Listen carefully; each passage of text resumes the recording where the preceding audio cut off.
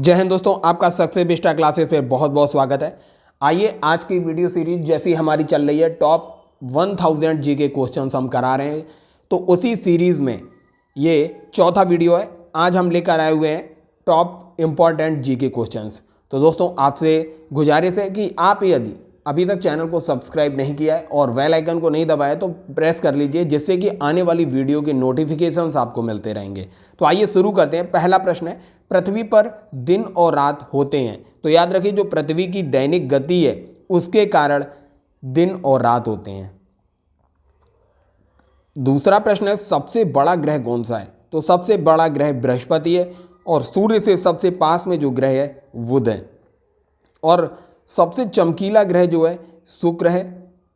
और पृथ्वी जो है सूर्य से तीसरे नंबर का ग्रह है बुध, शुक्र के बाद तीसरा ग्रह है पृथ्वी। अब आइए देखते हैं अगला प्रश्न, प्रश्न संख्या 3। अगुलहास धारा किस महासागर में बनती है? तो याद रखिए, अगुलहास धारा जो है ये हिंद महासागर की धारा है। चौथा प्रश्न है, पृथ्वी का सबसे भीतर वाला भाग जो होता है क्रोड किसका बना होता है? तो याद रखिए, जो सबसे भीतर वाला भाग है ऐसी धातुओं से मिलकर बना होगा जिसका घनत्व तो ज़्यादा होता है। तो याद रखिए, आप इसी से याद रख सकते हैं नीफे। नीफे का मतलब होता है निकेल और फेरस, अर्थात नीफे से याद रख सकते हैं आप लोहा और निकेल। अगला प्रश्न देखते हैं, प्रश्न संख्या 5। मैग्नीज के उत्पादन में भारत का दूसरा स्थान है। तो प्रथम स्थान पर मैग्नीज के उत्पादन में रूसी संघ है।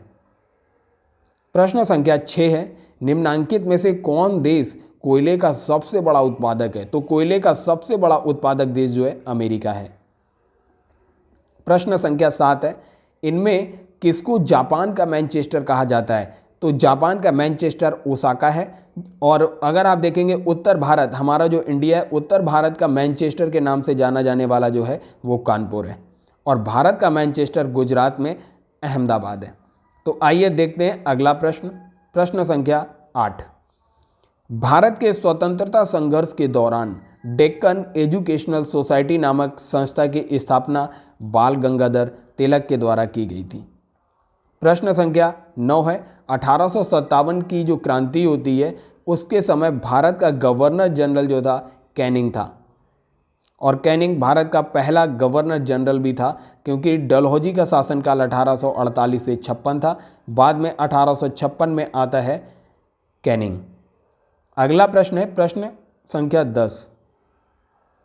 भारत भारतीयों के लिए है, यह नारा किस संस्था ने दिया था? तो याद रखिए, भारत भारतीयों के लिए यह नारा आर्य समाज के द्वारा दिया गया था, जिसके संस्थापक थे स्वामी दयानंद सरस्वती। और 1875 ईस्वी में इसकी स्थापना होती है।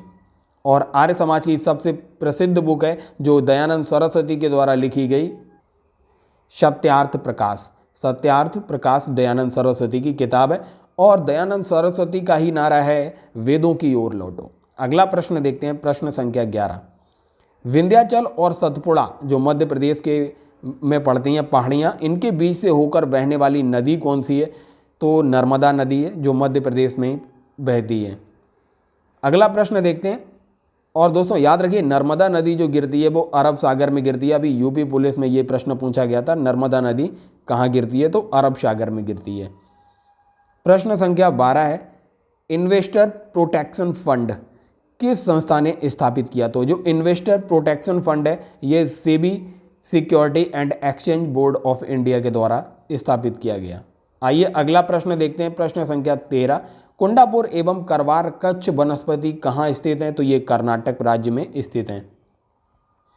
प्रश्न संख्या 14 है, विलग्राम का युद्ध किसके मध्य हुआ था? तो विलग्राम का युद्ध जो होता है हुमायूं और शेर शाह के मध्य 1539 ईस्वी में होता है। दरअसल अगर आप देखेंगे, हुमायूं और शेर शाह के मध्य जो विलग्राम का युद्ध है, इसमें शेर शाह सूरी हुमायूं पर जीत दर्ज करता है। और इसके बाद हुमायूं भारत छोड़कर चला जाता है और फिर भारत में स्थापना होती है 1540 ईस्वी में सूरी वंश की। आइए अगला प्रश्न देखते हैं, प्रश्न संख्या 15 है, भारत की प्रथम बहुउद्देशीय परियोजना किस नदी पर बनी थी? तो भारत की प्रथम बहुउद्देशीय परियोजना काफ़ी महत्वपूर्ण प्रश्न है, दामोदर नदी पर बनी थी। अगला प्रश्न देखते हैं, प्रश्न संख्या 16 है, भारत में प्रथम स्थापित परमाणु संयंत्र एटॉमिक प्लांट जो था कौन सा था? तो याद रखिए ये तारापुर परमाणु संयंत्र भारत का सबसे प्रथम परमाणु संयंत्र है। आइए प्रश्न संख्या 17 देखते हैं, यूनाइटेड किंगडम में कौन कौन शामिल है? तो यूनाइटेड किंगडम में आप देखेंगे इंग्लैंड आता है, उत्तरी आयरलैंड आता है, स्कॉटलैंड आता है और वेल्स आता है। तो ए और सी दोनों ऑप्शन करेक्ट है, इंग्लैंड, उत्तरी आयरलैंड, स्कॉटलैंड तथा वेल्स। आइए अगला प्रश्न देखते हैं, प्रश्न संख्या 18, आगरा शहर को किसने बसाया था? आगरा शहर को लोदी वंश का शासक था सिकंदर लोदी के द्वारा बसाया गया था। प्रश्न संख्या 19 देखते हैं, राष्ट्रीय प्रतीक के निचले भाग में जो उत्कीर्णित सत्यमेव जयते है किस संदर्भ में लिया गया है? तो याद रखिए ये मुंडकोपनिषद से लिया गया है। सत्यमेव जयते स्लोगन जो है मुंडकोपनिषद से लिया गया है। आइए अब देखते हैं अगला प्रश्न, प्रश्न संख्या 20 है, अशोक के शिलालेख की लिपि क्या है? अशोक के शिलालेख की लिपि जो है ब्राह्मी लिपि का प्रयोग हुआ है। प्रश्न संख्या 21 है, बिहू निम्नलिखित में से किसका लोकप्रिय नृत्य है या उत्सव है? तो याद रखिए बिहू जो है असम का है, बिछुआ, बिहू, खेल गोपाल, ये सारे लोक नृत्य जो हैं असम के प्रसिद्ध लोक नृत्य हैं। और असम में एक राष्ट्रीय उद्यान है काजीरंगा राष्ट्रीय उद्यान, और मानस राष्ट्रीय उद्यान जो है ये भी असम में ही है। आइए अगला प्रश्न देखते हैं, प्रश्न संख्या 22, विवेकानंद रॉक मेमोरियल कहाँ स्थापित हुआ है? तो तमिलनाडु में है विवेकानंद रॉक मेमोरियल। आइए देखते हैं प्रश्न संख्या 23, तो सबसे महात्मा गांधी को राष्ट्रपिता के रूप में उल्लेख सबसे पहले किसने किया था? तो सुभाष चंद्र बोस ने रेडियो के माध्यम से महात्मा गांधी को राष्ट्रपिता के रूप में संबोधित किया था। प्रश्न संख्या 24 देखते हैं, प्रथम गोलमेज सम्मेलन कहाँ होता है? तो प्रथम गोलमेज सम्मेलन लंदन में ही होता है। प्रश्न संख्या 25 देखते हैं, देश का लौह पुरुष किसे बोला जाता है? तो सरदार वल्लभ भाई पटेल को देश का लौह पुरुष कहा जाता है। तो दोस्तों ये थे 25 प्रश्न। हम जीके के 1000 प्रश्नों की श्रृंखला को आगे बढ़ा रहे हैं।